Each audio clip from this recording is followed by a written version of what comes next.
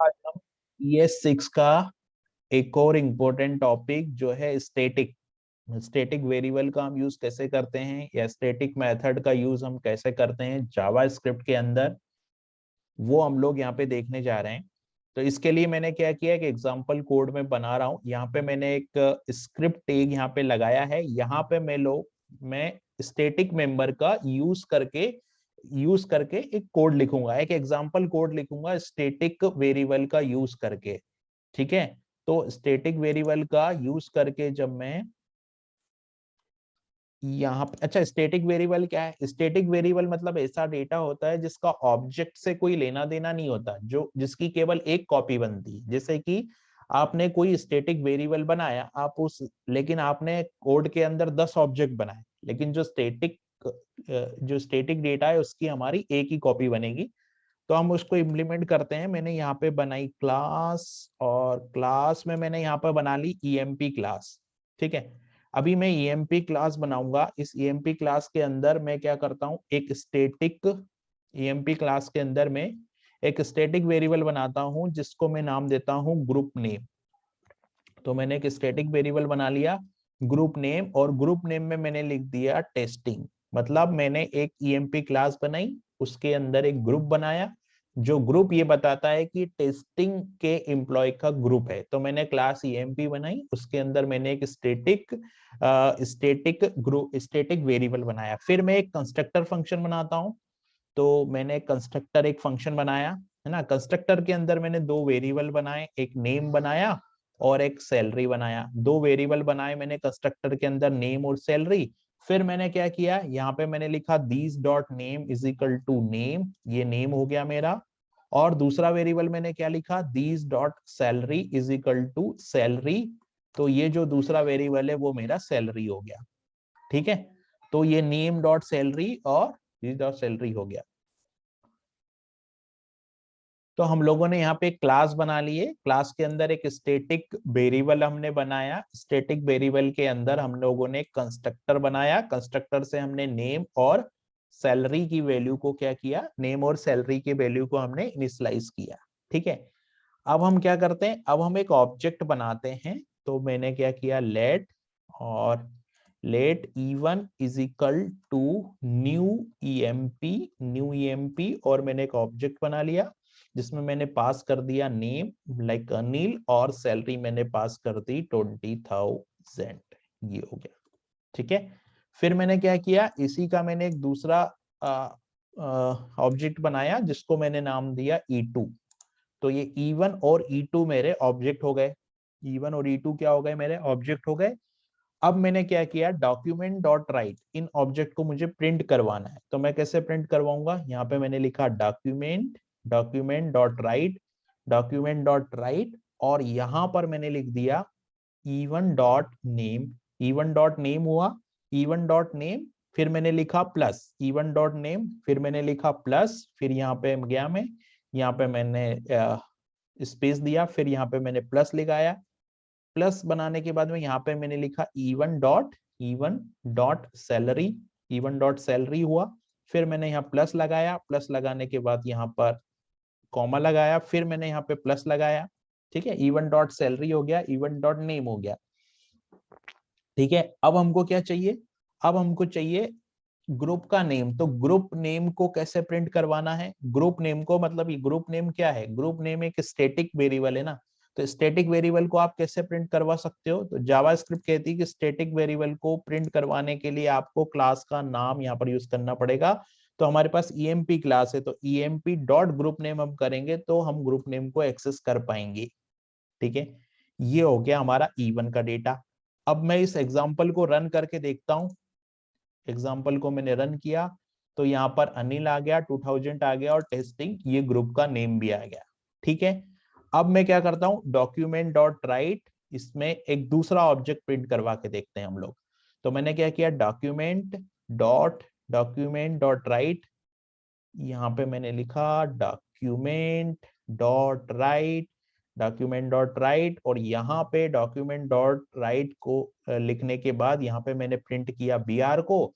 तो क्या होगा, डॉक्यूमेंट डॉट राइट BR, ये नीचे की लाइन में हम लोग यहाँ पे क्या करते हैं, E2 ऑब्जेक्ट को प्रिंट कर देते हैं।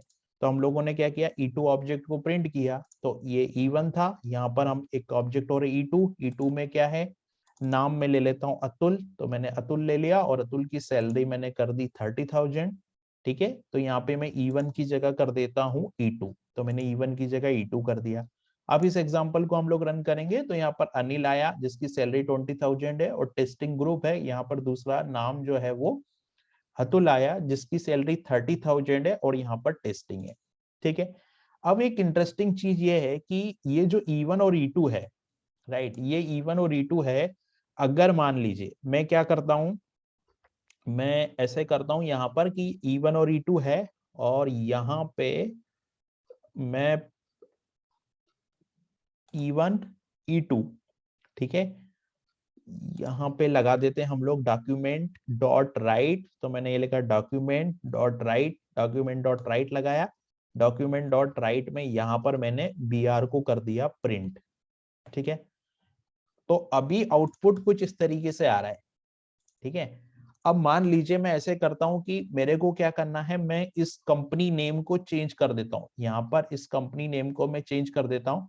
तो यहाँ पे मैं कैसे चेंज कर पाऊंगा, मैं emp डॉट ग्रुप नेम लिख के, मान लीजिए मैं यहाँ पे emp dot group name, emp dot group name को मैं टेस्टिंग से हटा के कर देता हूं सपोर्ट। ठीक है, तो क्या होगा, E1 का डेटा कुछ और होगा, E2 का डेटा कुछ और होगा। देखो E1 का डेटा टेस्टिंग और E2 का डेटा सपोर्ट, मतलब ये ऑब्जेक्ट की जो वैल्यू है वो यहाँ पे क्या हो गई है, ऑब्जेक्ट की वैल्यू यहाँ पे चेंज हो गई है। तो E1 और E2 ये वैल्यू यहाँ पे चेंज हो गई। अब दूसरी बात यह है कि अगर मैं यहाँ पे दिस लगाता हूँ, क्लास नेम की जगह दिस लगाता हूँ, तो क्या मैं इसको एक्सेस कर पाऊंगा। तो मैं दिस डॉट ग्रुप नेम लिखता हूँ और दिस डॉट ग्रुप नेम में यहाँ पे लिखता हूँ दिस डॉट ग्रुप नेम लिखा तो यहाँ अनडिफाइंड आया, मतलब स्टैटिक वेरिएबल को हम लोग दिस से एक्सेस नहीं करते हैं, स्टैटिक को हम लोग दिस से एक्सेस नहीं करते हैं। तो इस तरीके से हम लोग डेटा मतलब स्टैटिक वेरिएबल बना सकते हैं जावास्क्रिप्ट की क्लास के अंदर। ठीक है दोस्तों, अब हम देखते हैं सेकेंड एग्जांपल। अब हम देखते हैं कि आप स्टैटिक डेटा को मेथड के थ्रू कैसे एक्सेस करते हो, क्योंकि यहाँ तो हम लोगों ने क्या किया, ऑब्जेक्ट के थ्रू, मतलब हम लोगों ने क्लास के नेम से इस डेटा को पूरा एक्सेस कर लिया। ठीक है, अब ये जो कंपनी नेम या जो ग्रुप नेम जो स्टैटिक मेंबर फंक्शन बना हुआ है या स्टैटिक डेटा जो बना हुआ है, इसका यूज मैं करने जा रहा हूं एक फंक्शन के अंदर। तो मैंने एक फंक्शन बनाया डिस्प्ले। ठीक है, मैंने एक फंक्शन बना दिया डिस्प्ले, और इस डिस्प्ले फंक्शन के अंदर मैं क्या करता हूं, इस डिस्प्ले फंक्शन के अंदर मैं ये पूरा कोड लिख देता हूं। एक डिस्प्ले फंक्शन के अंदर मैं ये पूरा कोड लिख देता हूं और यहाँ पे मैं लिख देता हूं दिस। ठीक है, यहाँ पे मैं लिख देता हूं दिस। तो मैंने लिख दिया यहाँ पे दिस डॉट नेम और यहाँ लिख दिया मैंने दिस डॉट सैलरी और emp डॉट ग्रुप नेम। तो अब क्या होगा, ये लाइन यहाँ पे हट जाएगी और ये लाइन यहाँ पे हट जाएगी। ये L1 E1 ऑब्जेक्ट बन गया, E2 ऑब्जेक्ट बन गया। डॉक्यूमेंट डॉट राइट की जरूरत यहाँ पे नहीं होगी हमको। ठीक है, यहाँ मैं क्या करता हूँ, E1 डॉट डिस्प्ले को करता हूँ कॉल। तो मैंने E1 डॉट डिस्प्ले को कॉल किया, यहाँ पे मैंने लाइन चेंज की और यहाँ से इसको मैंने हटाया और यहाँ पे मैंने क्या किया, E2 डॉट डिस्प्ले को कॉल किया, क्योंकि E1 और E2 क्या है हमारे पास, E1 और E2 हमारे पास ऑब्जेक्ट है। ठीक है, तो अब इस ये वाली लाइन की जरूरत नहीं है। ये जो डेटा हम प्रिंट करवा रहे हैं ये काम कौन कर रहा है हमारे लिए एक काम शो मेथड कर रहा है, डिस्प्ले मेथड कर रहा है। बिकॉज हम लोगों ने वो एक मेथड बना रखा है जो कि डेटा को डिस्प्ले करवा रहा है वहां पे। ठीक है, तो एक्सेसिंग स्टैटिक डेटा इन मेथड, इसको एक बार और हम लोग देखें तो मैंने एक emp क्लास बनाई है। इस emp क्लास में मैंने एक स्टैटिक ग्रुप नेम का स्टैटिक मेथड स्टैटिक वेरिएबल बनाया। इस स्टैटिक वेरिएबल को मैंने कंस्ट्रक्टर क्लास बनाई जिसमें नेम सैलरी, और इस कंस्ट्रक्टर से ये जो दो वेरिएबल है इसको मैंने क्या करवाया, इन दो वेरिएबल को मैंने एक्सेस किया, इन दो वेरिएबल को मैंने एक्सेस किया, इनिशियलाइज किया कंस्ट्रक्टर की हेल्प से, और एक डिस्प्ले मेथड बनाया। और इस डिस्प्ले मेथड से मैंने क्या किया, इस डिस्प्ले मेथड से मैंने यहाँ पे डेटा को प्रिंट करवाया। अब मैं ये देखना चाह रहा हूँ कि ये जो क्लास का मेथड है ना, ये इस स्टैटिक वेरिएबल को एक्सेस कर पा रहा है या नहीं। सिंपल ये है मेरा ऑब्जेक्ट, तो मैंने राइट क्लिक किया और ओपन विथ लाइव सर्वर किया। इस एग्जांपल को हम लोगों ने प्रिंट किया तो ये डेटा जो है प्रॉपर तरीके से हमको प्रिंट करके दिखा रहा है। तो इस तरीके से हम लोग क्या कर सकते हैं, किसी भी मेथड के अंदर स्टैटिक वेरिएबल को एक्सेस कर सकते हैं। ये तो हम लोगों ने नॉर्मल मेथड बनाया था, ठीक है।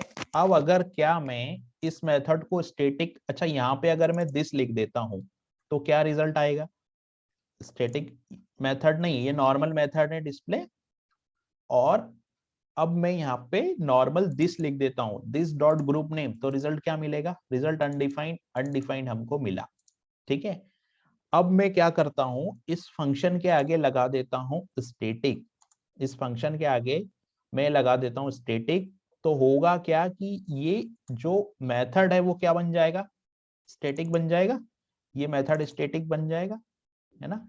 अब क्या है स्टैटिक, अभी आपने यहाँ दिस लिखा था तो अनडिफाइंड आया था, अब यहाँ पे स्टैटिक, ये वेरिएबल स्टैटिक है और ये मेथड भी स्टैटिक है और ये दिस के थ्रू इसको एक्सेस कर रहा है, तो हम देखते हैं रिजल्ट क्या आता है। तो रिजल्ट कुछ आया नहीं, कुछ एरर आई है, हम लोग देखते हैं क्या एरर है। Display is not a function, okay, display not a function, display not a function, क्योंकि स्टैटिक है, स्टैटिक है तो कॉल कैसे होगा ये फंक्शन? एरर इसलिए आ रही क्योंकि एक स्टैटिक मेथड है, अभी स्टैटिक मेथड ऑब्जेक्ट से डायरेक्ट कॉल नहीं हो सकता, तो हम लोगों को ईएमपी से कॉल करना पड़ेगा, क्लास नेम से। तो मैं यहाँ पे लिख देता हूँ ईएमपी डिस्प्ले और ईएमपी डिस्प्ले, ठीक है। तो ये रिजल्ट आ गया, लेकिन इसमें क्या आया? EMP undefined testing, EMP undefined testing, क्योंकि हम लोगों ने यहाँ पे हम लोगों को यहाँ पे इसको हटा के केवल ये प्रिंट करना था, ठीक है, दिस डॉट ग्रुप नेम, क्योंकि ये स्टैटिक मेंबर है ना, स्टैटिक मेंबर का ऑब्जेक्ट से कोई मतलब नहीं है, तो यहाँ पे टेस्टिंग टेस्टिंग ग्रुप का नेम आ गया। कहने का मतलब ये है कि अगर आप स्टैटिक मेथड बनाते हो और आप स्टैटिक वेरिएबल बनाते हो, तो स्टैटिक मेथड से आप दिस का उपयोग करके स्टैटिक वेरिएबल को एक्सेस कर सकते हो। तो ये था हमारा स्टैटिक मेथड, स्टैटिक वेरिएबल कैसे बनाना है जावास्क्रिप्ट के अंदर, स्टैटिक का कैसे यूज करना है, स्टैटिक मेथड का, ये हम लोगों ने देखा। अब हम लोग देखेंगे प्राइवेट मेथड कैसे बनाते हैं हम जावास्क्रिप्ट के अंदर।